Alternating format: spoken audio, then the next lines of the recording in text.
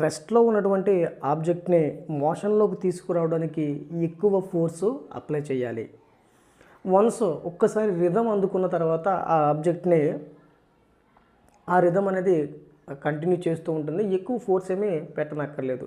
అంటే రెస్ట్లో ఉన్నటువంటి బాడీని మోషన్లో తీసుకురావాలి అంటే స్టాటిక్ ఫ్రిక్షన్ని ఓవర్కమ్ చేయాలి.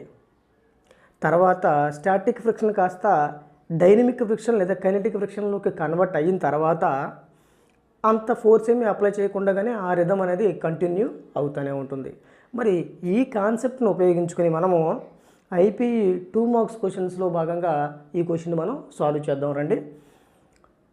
ఏ horse has to pull harder during the start of the motion than later explain. ఇదే ఇప్పుడు మనం చెప్పుకున్నాం చూడండి.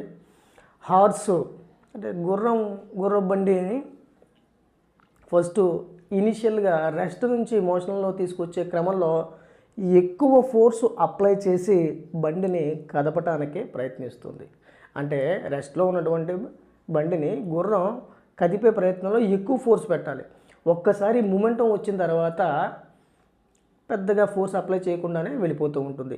అది ఏంటి అని అడుగుతున్నారు. సో చూద్దామండి.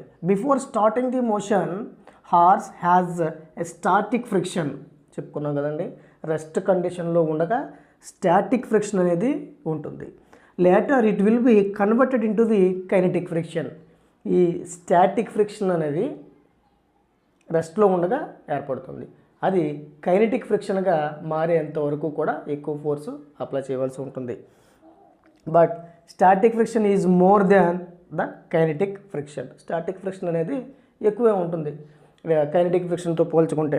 Hence horse has to exert a greater force during the start of the motion than later. So స్టార్టింగ్లో ఉన్నటువంటి స్టాటిక్ ఫ్రిక్షన్ని ఓవర్కమ్ చేయడానికి ఎక్కువ ఫోర్సు అప్లై చేయవలసి ఉంటుంది.